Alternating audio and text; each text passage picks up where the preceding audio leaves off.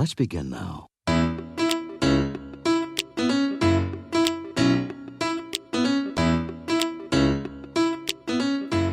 Welcome back, everybody, to the Fantasy Golf Bag Podcast. I'm your host, Red Kachik, Drew Matthews, and I will be joined by Axis this evening to preview the AT&T Pebble Beach Pro-Am. This is one of the last couple of the year for the course rotations. This will be played at 3 different golf courses. We'll be breaking each of them down, giving you our plays from DraftKings, talking through some key stats, some shout-outs, some notable takedowns this last week in Showdown. It's been probably a very, very profitable year for a handful of guys so far in Showdown in just, 5 short weeks of the PGA Tour. So I'll go ahead and bring in Axis. I know last week you were hoping for a Finau to pull it out, and I think I had him pretty heavily owned considering he was going to be so under-owned with his course history, and then he still spit the bid on 18, even with Kobe behind him. Yeah, I had zero exposure on DraftKings, which was the intention all the time, although I thought he was a good course fit despite his missed cuts. It just didn't really fit into what I was doing. But I jumped on him live at some point. I forget when exactly. I showed some value on him. So I was hoping he could get it done, and I just like the guy. It'd be nice I just really want him to get a win, and it sucked. Like, I don't think he choked necessarily. It's not like he bogeyed things coming down the stretch. Webb did exactly what he needed to do. 3 straight birdies, and what can you do? So it kind of sucked for Tony as a fan of his. But hey, move on. It was a rough week for me overall. In first losing week in cash, that review is up. But like you said, Showdown has been still. Showdown broke the slate for me anyway, so still was able to scratch out some money, but overall it was a disappointing week. Yeah, we're going to have to do – I've had Crack Drafter and then 2 other people DM me, 2 last weekend and then 2 the weekend prior, talking about taxes from finishing up the year and how DK works, basically how late they send out their 1099s. It's pretty terrible. But, it's been – congrats to Crack Drafter again. I think he smoked Showdowns. He's been on a roll. He has been, yeah. Both Euro and PGA. So obviously with the Showdown model for PGA, that's a huge help. But I mean, he's been crushing it every single week, probably since late in the fall swing, or early in the fall swing, I guess. And then he transitioned over to the Euro, carried over all those tools, doing great. And then he got in. Orange Man won last week. I mean, that's the first time he's taken anything down as far as I can remember. And he was not tilting that day. And a couple other guys had some really good screenshots to share Saturday and Friday of this last week. So there's an edge to be had in Showdown. What's that? So there's an edge to be had in Showdown still. It's new enough where you can still find angles and edges to play. Even cash, GPP, you name it. Well, I think that's the cool thing too, is like for us, obviously if you're a skilled DFS player and you're playing Showdown, you're going to have your own way, your own strategy of playing. The Showdown model helps you narrow down your player pool to build your lineups. But I do think the Slack's huge because I think on Friday or Saturday, everyone was coming in. We were asking about, like, what are these scenarios here for today? Like, top of the board, where are we going? And I think that helps you get a general idea of the public. And that helps. We don't really have ownership projections for Showdown, but that gives you a really good indication of if these guys are all going to be, they're the obvious play, quote unquote.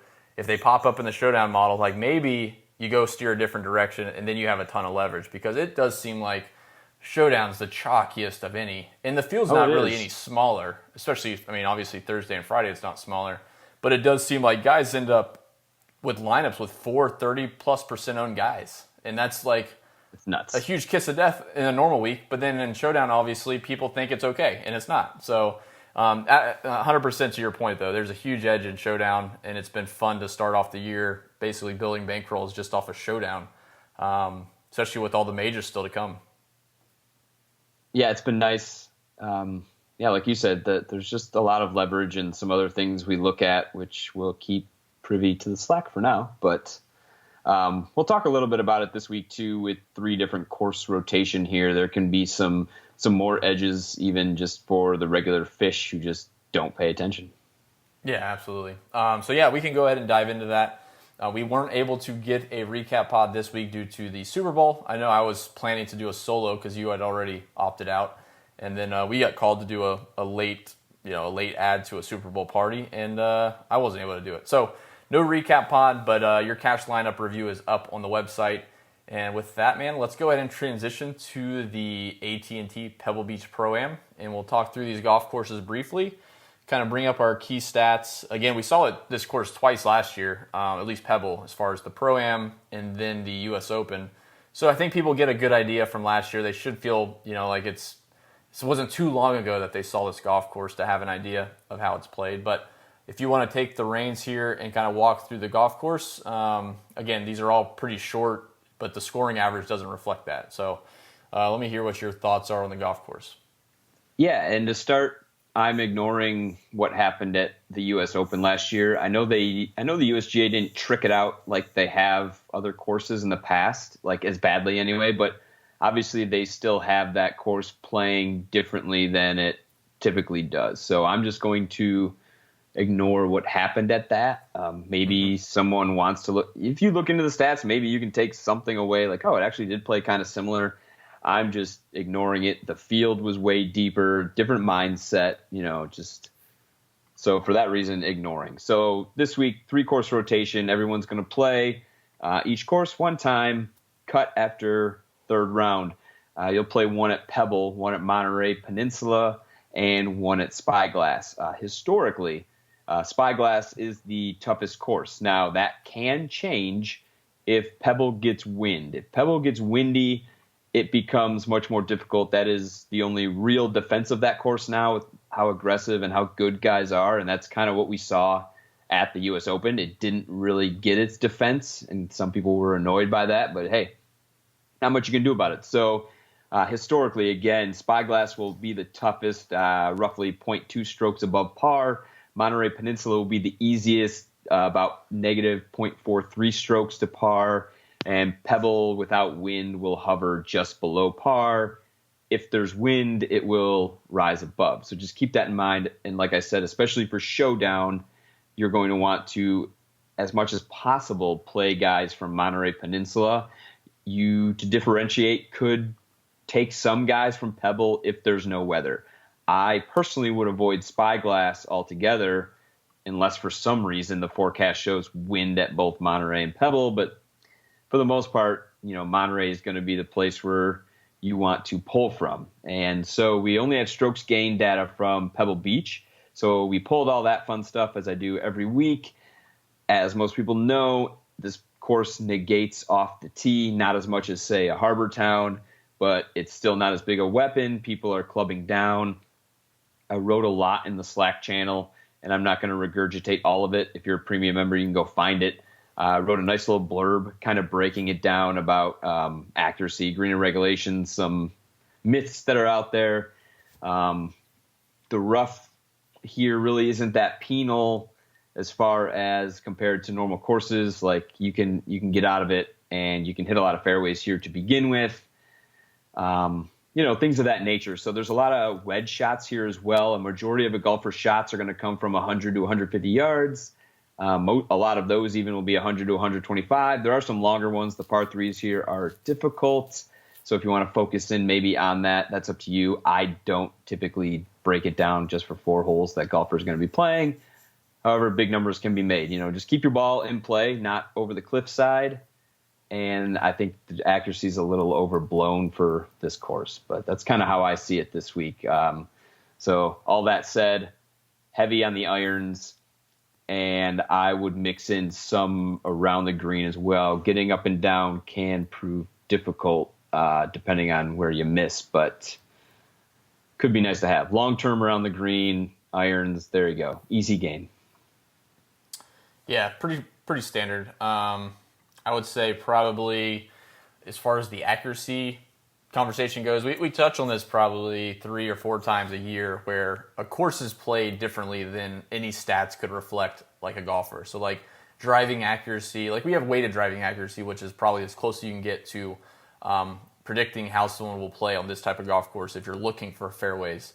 Yeah, I guess my only concern would be, yes, that is obviously the best one. It's just a lot of guys, you can club down here. So that was my point. Is any accuracy metric you're going to use for the most part for a season long, you go back a couple rounds, you go back 50 rounds, 100 rounds, whatever. It's going to take to affect guys that are playing all these long golf courses and they're hitting driver, and it's not a big deal if they miss the fairway. Here, they're going to play it differently where fairway is probably a priority, and it's so short.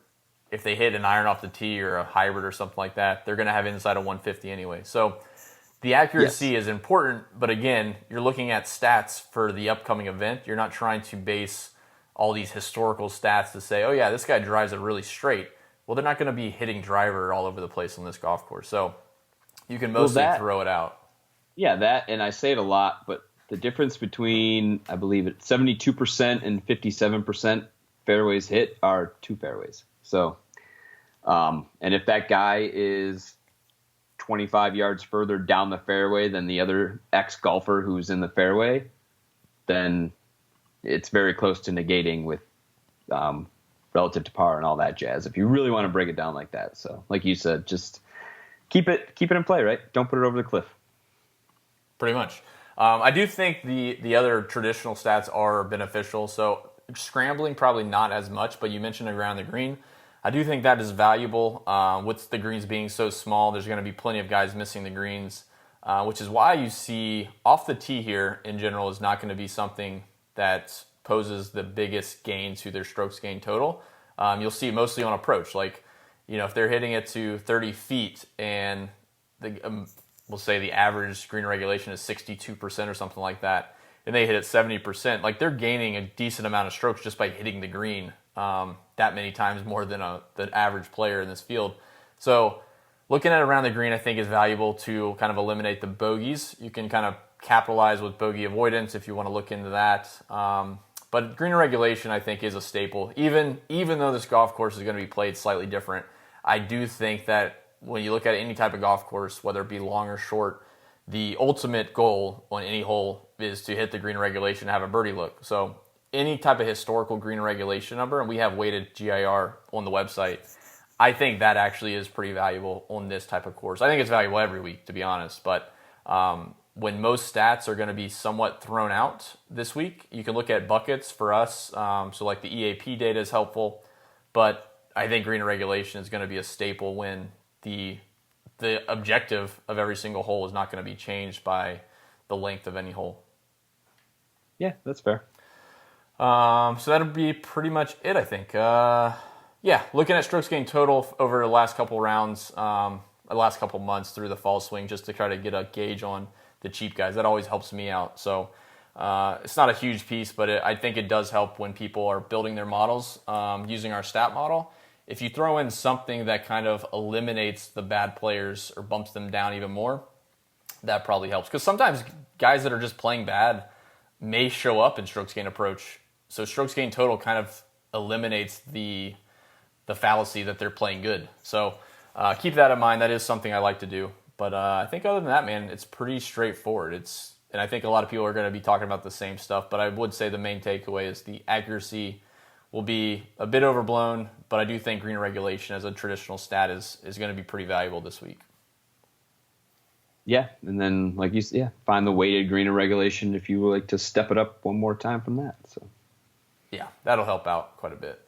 All right, man, let's go ahead and transition. We're going to try to do it a little bit different this week and going forward. So if you do have feedback on our podcast, I mean, you could have feedback on this podcast any week and always reach out to us in Slack or on Twitter, wherever you can get a hold of us. We repost this podcast on YouTube, so you can leave a comment if you'd like. But we're going to try to keep it more condensed and focused.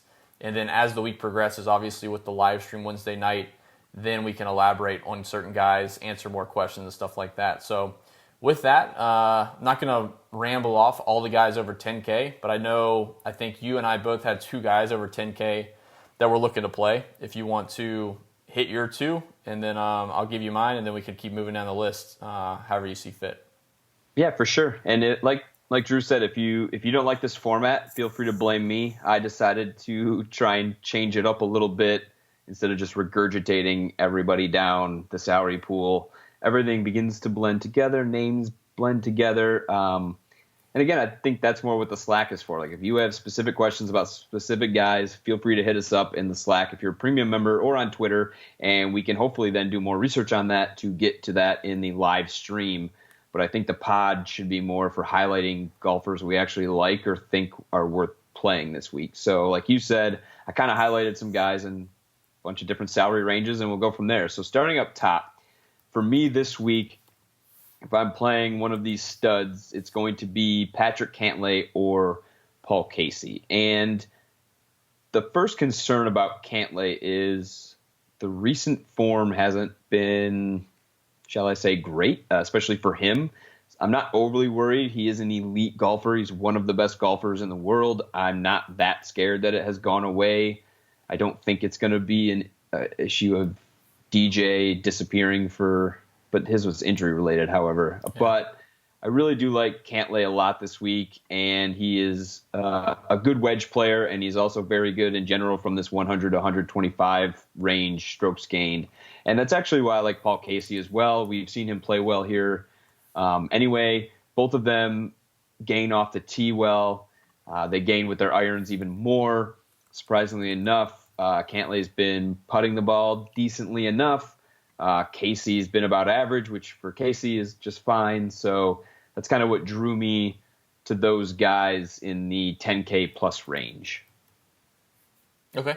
Yeah, so I'm going to take the Dustin Johnson approach. I will echo your sentiments on Paul Casey. I think from a ball striking standpoint, he is the most consistent with decent course history blended together. Like I think it's tough to pull the trigger if you're paying up for him, just because we haven't seen him play a lot over in the States to start off the year. But he doesn't play a lot of tournaments now anyways. So it's going to be like this every single time he tees it up pretty much. But I do think like seeing his finish here last year, I think that's really encouraging. Obviously, he's very accurate off the tee. He hits it very high with his irons. A lot going for him. Green regulation is always up. So as far as like a stable, consistent guy, when you look up any of these guys over 10K, like I think each one of them you can kind of poke holes in. Paul Casey's win equity you can kind of poke holes in. But from a consistency level, I think 10-5 at his price is pretty good. The other guy that I do want to pay up for, and I don't want to knock Cantlay, but he's been a stat hog over the last year or so, and he's really only capitalized at Memorial. And when you look at his history here, like that's really discouraging for me when you pay a price. Those last 2 years, he finished 9th back in 2013. I think he was still an AM then. But 48th, 35th, his last 2 showings, that to me is kind of alarming. It's not kind of the same take as Finau we saw last week with all the missed cuts. He still fits the golf course well. Cantlay does a lot of damage with his driver. Like he's long enough, and I think that's underrated. His irons are good on those courses compared to the guys because of his driver. So I would rather go to a guy like DJ. DJ is going to be my guy if I pay up. Coming off of a second last week at the Saudi, you look at his 7th place at the Century Tournament Champions, a course that he liked. He obviously likes this golf course. He's finished top 5, I think, 6 times in 10 years. So pretty good. A couple one miscut and a couple like 40th place finishes. So for me, that would be the guy that I think is worth spending up for. So those would be the 2 there. If I go down, and then I'll open it up to you. The 9K range is kind of we didn't really touch on the weakness of the field per se, but when you look at like a Kuchar at 9,900, another guy with talking out of both sides of my mouth, his course history has not been great. He's only played here 3 times in the last 3 years. Miscut 62nd, 22nd, and look at his finishes coming in. Obviously, winning a 16th last week. And when you look at his Spectrum data from last week, he was one of the few that jumped out. So the PGA Tour had him just over 3.5 strokes on approach, and we have him almost 2 pegs higher than that. So that speaks loudly to me that he's probably trending the right direction when the PGA Tour is missing that data.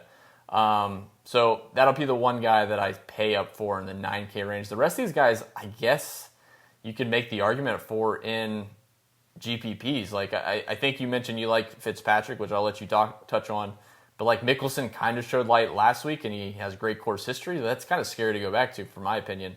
McDowell coming off a win. So like each of these guys kind of have interest, but I don't know if I really feel confident about any of them. Yeah, the 9K range is interesting this week, to say the least. You have GMAC coming off a win, coming back from the Middle East. Phil coming back from the Middle East. Hovland coming back. No, he did. He didn't go over there, did he? He came back and played Waste Management and was Still played kind of blah. Yeah. Yeah, that's what he came back. He's been playing over the bad. season. But the two I highlighted, so yes, I highlighted Fitzpatrick, and I do have interest in Fitzpatrick at 9,700. He's playing some of the best golf in the world, not only in just this field, but literally in the entire world. He's been on fire. He has not been able to cross the finish line. But if you're looking in this range, you have the salary. You want to play a guy who I think is safe enough. I know he hasn't always had the most success here, but he's a very good golfer despite all the shit that I give Bear up about him and everybody else does. So I think Fitz is definitely in play for me. I don't know if I'll need it. I don't know if this range is going to fit what I'm looking at, which is kind of why I highlighted this other guy, and I've bashed him openly, and for good reason, Brendan Grace at 9,300. And I avoided him last week. I needed to see it. I needed to see it happen in the stateside, not comfy home South Africa. I still think 9,300 is a little pricey. It definitely isn't. I don't think it's someone I would play in cash, but I don't know. Like, he's been okay off the tee, nothing great, but keeping it alive. The irons have been there, and he's a pretty strong around the green player.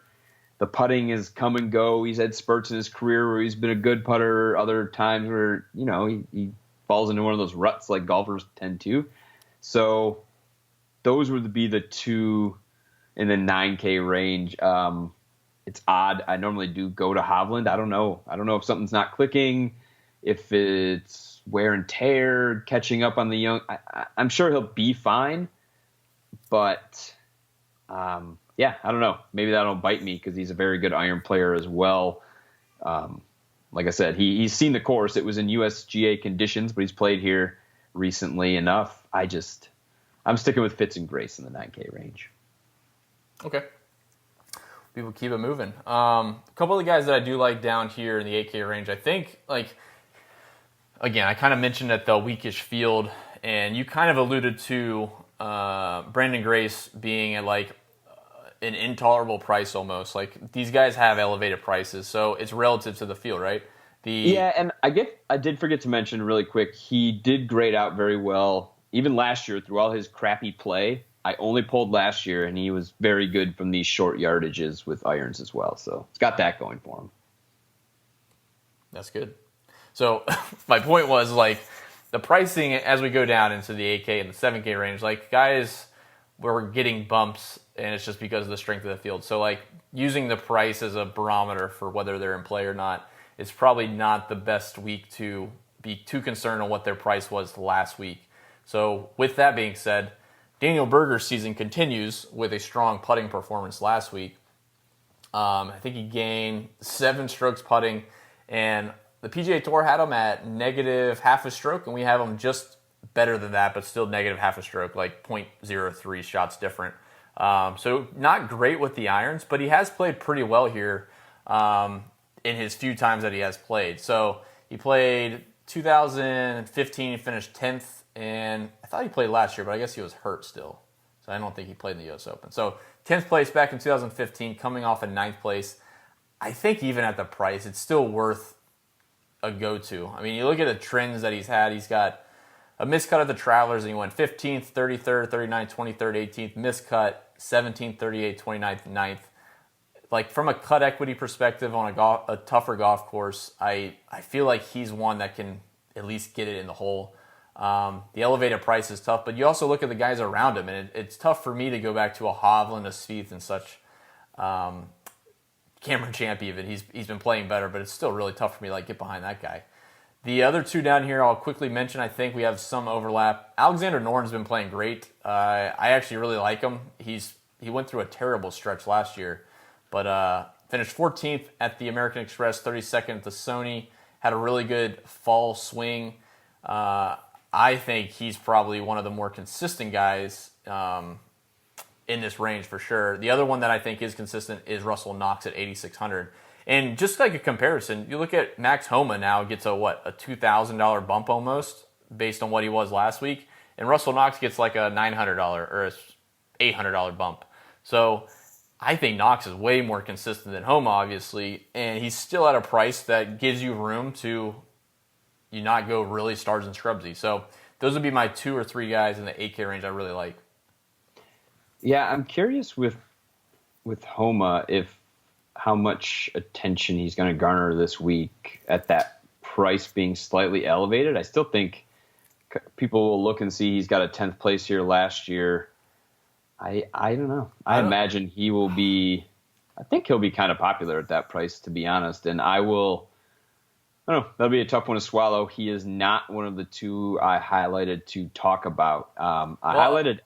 Yeah, go ahead. Just real quick, I'll just make a case that he's probably going to be more popular than he should be due to the guys around him. Like Kisner coming off of 1 missed cut, decent at the Sony. Cabrera Bio is going to be 100% Euro stats, which we do have, which helps us out. And then Reevy's been playing terrible. So, like, from that alone, if you fall into this range, there's really no one else that jumps off the page at you. So, him coming off a good finish and coming off a good finish here last year, I think that probably adds to his ownership. But I don't see him being chalky. I feel like people would rather avoid this range than, like, keep landing on it and play a bunch of Max Homa. Yeah, that could be. Yeah, and Max rates out well, like you said, in the recent form. But the 2 I highlighted, you mentioned one of them, Russell Knox. He rates out even better than Homa recently, and Adam Hadwin as well. I will go back to Hadwin. The concern with Adam for me, his wedge game has not always been the sharpest. But again, just pulling. I have a overall talent model and a recent form. Recent form, he's been very good still. So, and I'm not talking just like the last 4 rounds. He played all right last week. I was hoping for a little better, but Russell Knox, the irons are just still there, and I'm going to keep riding Knox even at 8,600. I don't know if I'll get there on a betting side, but he's a guy too. I think. Oh man, I hate not crediting someone. It was maybe Sean Martin. Somebody mentioned Knox has increased his club head speed greatly. He's put an extra juice on the ball. We saw it at Riviera. I can't remember if we had talked about it. He's been training with a long drive guy. I remember that. They said that last week or the week before. Yeah. Yeah, and I couldn't remember if we had mentioned it. I saw it on Twitter, though. I'm not taking credit for finding that. But that won't be as important this week. However, it is nice to see that he's really been working on his game and improving, and the irons are still there. So I think this is a great setup for him. Hopefully it does get a little breezy. He plays pretty solid in the breeze as well. But, Russell Knox and Adam Hadwin will find their way back into some lineups this week for me from this range. So I will say Hadwin's probably really the most interested one for me in this range. As we go down to the 7K range, I will say Hoagie's probably going to be out for me. I don't know if people will end up going back, but if you look at what the PGA Tour has versus our Spectrum data, I have him down. He was 2 strokes worse than what the PGA Tour recorded. So I think he might be seeing a little bit of a regression. It's a different style of track, so we'll see how he kind of handles it, but that might be one where people still go back, because if you look at his recent form, it looks good, and his recent stats are still somewhat inflated. But that would be one that I'll kind of pivot away from. And the pivot for me is going to be Jim Furyk, who we haven't seen play in probably the whole fall swing, right? I think his last event, the RSM, he finished 23rd. Kind of a similar track in regards to the accuracy off the tee and accuracy with your green regulation. But you mentioned it too before the show, is as far as the key buckets for approach on this golf course, he rates out number 1 across all the golfers since last year. That'll be probably one of my staples. If I were playing cash, if I'm playing single entry and stuff like that, in this range, Jim Furyk's probably going to be the safest. He's also played this course a ton, which is a good thing. So I will be heavily invested in Furyk. He's not going to be like one of those stands where you feel like he's going to go off and win, because we haven't seen him in 3 months now. But I do think he's got the consistency and the wedge game, which is going to be honestly the most important thing around here. Going down below that, Scott Stallings gives me a little bit of interest. Good course history off of the last couple events, but it's a super scary one. It's just strictly GPPs. And then Lucas Glover, I do have interest in. U.S. Open champion. You look at his last couple results, haven't been the best.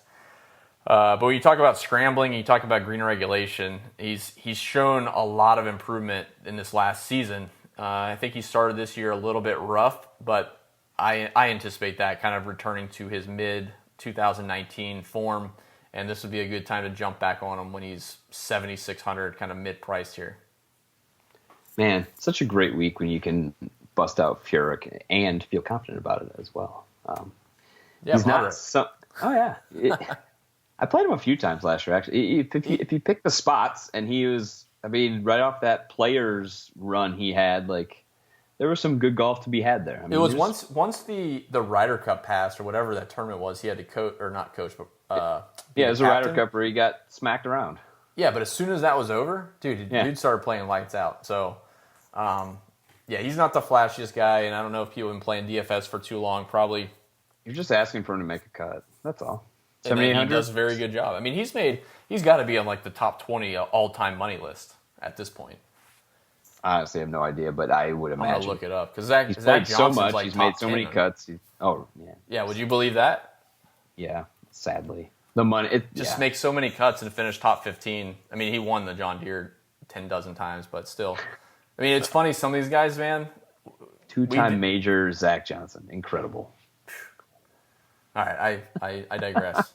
Money list for these guys though it's all about the cuts. Plus the bonus. I mean, Charles Howell third, just cashing checks. Furyk started playing when just a side note on the PGA Tour. So they have a huge pension fund for made cuts. So I think if you have 150 made cuts, I think they increased it since 2005. Tiger, all the prize pools, they basically jacked it all up. But I think if you had like over 150 made cuts, your pension was just like obscene. And that's what all these guys just did. Like, just make cuts, keep building up your pension, you make some paychecks, and like you're going to retire phenomenally. So he was right in the prime of that. It's probably a real reason why he plays a lot of the way he does. Same with Zach Johnson. It's just like, just keep making cuts, man. I'm going to get a paycheck for $1 million every single year for just doing nothing. Yeah, right. I'll take it. For sure. So to get back, Vaughn Taylor is the first one I highlighted in the 7K range. I bet him as well. I bet him another track. Where was that? He got second in Bermuda. He got second somewhere where I was on him in the fall. It's very tilting. I think he lost to Brendan Todd that week, so it must have been. But just a shorter course, wedges. I think it fits his game. He's won here before. Not that I really consider that all that much, but I guess it lets you know it's possible. I just think he's been playing pretty well too. 7,700. It's not someone I really anticipate winning. The 80-1 bet was just, I thought the odds should have been a little lower. Just try to get one of those each ways down. Hope he can sneak in the top 5 there. But I really like Vaughn for DraftKings this week, and I played him a couple times throughout the year. I just think for as consistently as he's been playing, he has been either slightly underpriced, or even if he's right where I think he should be priced, the consistency is fine to pay for, especially in a cash lineup, let's say. So you get that cut equity. So the next guy I went down to, and obviously the 7K range is pretty big, so skip some guys here, but I marked Harry Higgs, and he's becoming a fan favorite, and that's not why I marked him, but he's been playing very well over the fall. And I mean, it doesn't hurt that he's riding his driver like a pony down 17, right? And then he makes the eagle putt. I mean, come on. So it doesn't hurt. He just looks like a fun guy, doesn't he? He throws them back, but he's fine off the tee. In fact, that's probably his major weapon. The irons are okay. He putts pretty well. The around the green game is the unknown here, but if I'm digging down here with the recent form for his price, it was, I don't know. I felt safest highlighting him and potentially throwing him into some lineups as well. And I'll take us down one more really quick towards the bottom end here. I bet Tringali already as well at 200-1. I think he's mispriced on DraftKings as well for how he's been playing off the tee.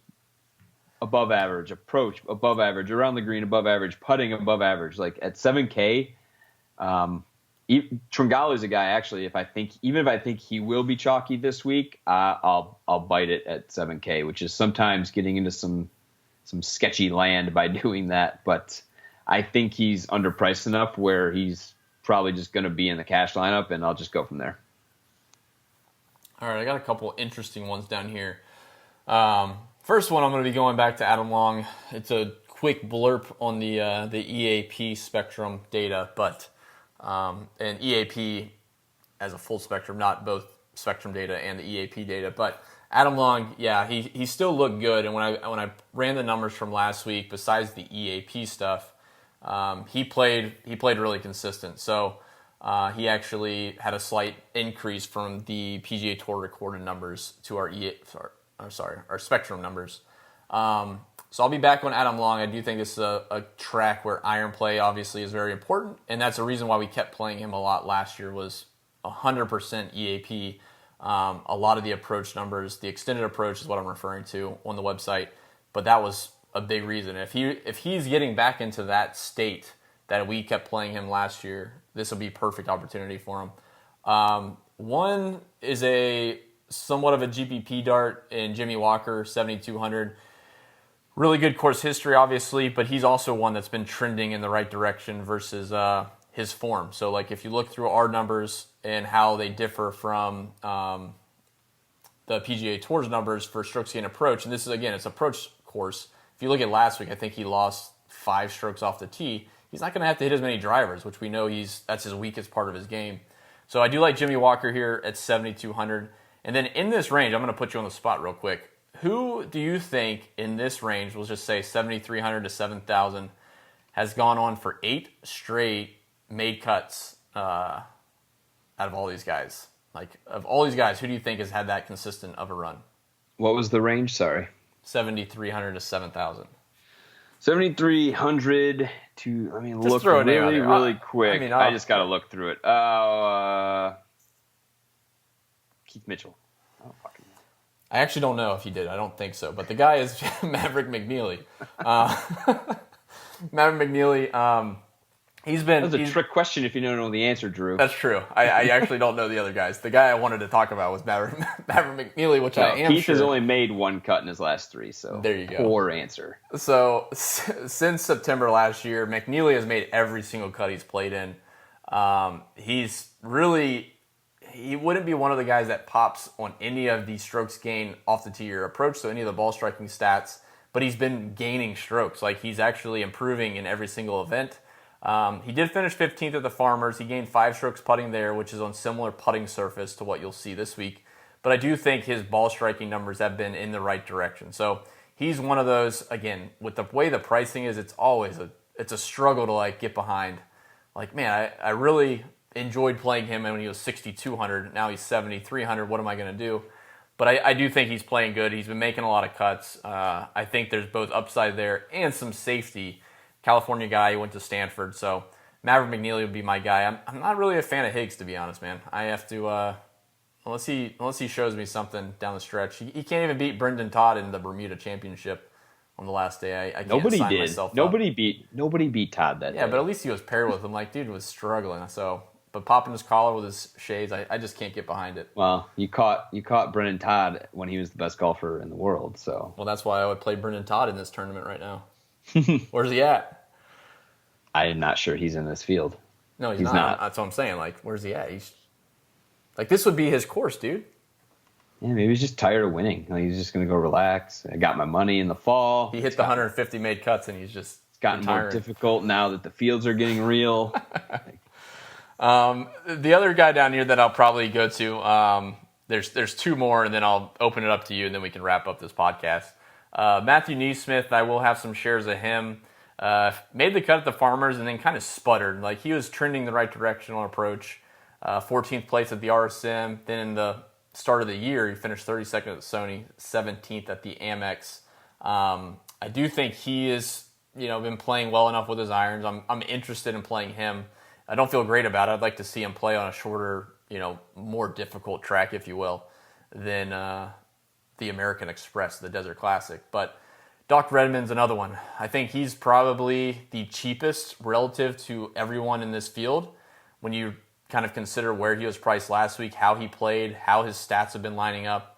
So I don't know if this is like his style of track, to be honest. I don't know if you have a take on that. Like, I do think his consistency with his ball striking is great, and I think that's something we can rely on. But I don't know if he's got a kind of a hitchy swing where I feel like he needs to hit driver out there. I just don't know how he's going to handle this type of golf course. So we'll see. But I think he is too cheap, and I think he's a very easy salary filler.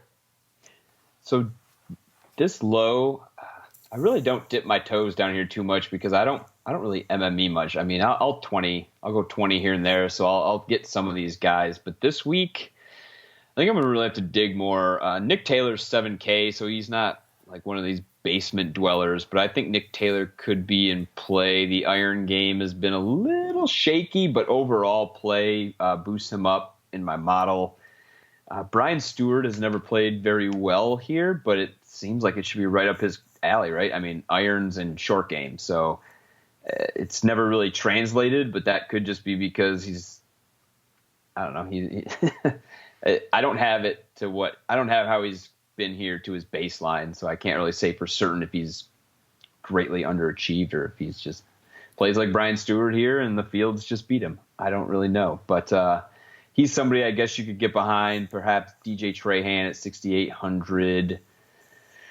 I don't know. Doc Redman down here at 6,700 seems kind of odd. His irons are pretty strong. He's normally in a safe position off the tee. That's normally enough to make a cut, at least 6,700. Like if you don't hurt yourself off the tee and your irons are good enough to get you to the green and on it most of the time, like even though his short game isn't that great, he can't putt very well. But at 6,700, again, you're just asking these guys to make cuts, maybe make a run at a T20 in the major GPPs there. So I think 6,700, Doc Redman could definitely be somebody who could find his way into a lineup. Yeah, I get behind that. Yeah, I think it can be a fun week for GPPs if you can find a couple guys that are priced down here that just seem like the algorithm stopped working.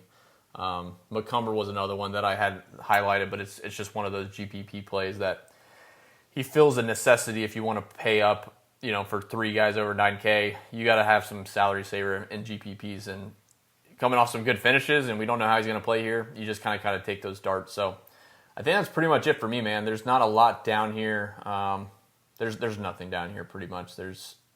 I'll dig in closer. This may be one of those where you can find 1 or 2 guys under 6,500 that may be worth, going into 50 lineups plus, but I don't think anything if you're playing cash, single entry, 3 max, obviously there's nothing down here I would want to come down to.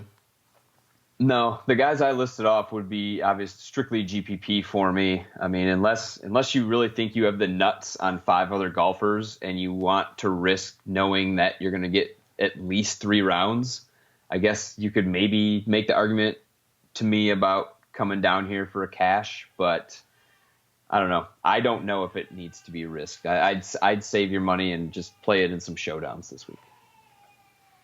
Okay, perfect. I think that'll pretty much do it, man. Like I said, we'll be back. We're all week we're available. You can find the European Tour data on the website as well if that's your cup of tea. And obviously the European Tour data kind of goes hand in hand with some of the guys in this field you could use. So live stream will be back Wednesday night. As always, you can leave us a rating and a review on iTunes. Hit the thumbs up on YouTube. And good luck in your contest. You can find us at fantasygolfbag.com. We'll be happy to answer your questions. And you can sign up and start using our showdown model, PGA stat model, Euro stat model, and all the other tools. And hopefully you guys have a great rest of your week building your lineups. And we'll see you next week. See ya.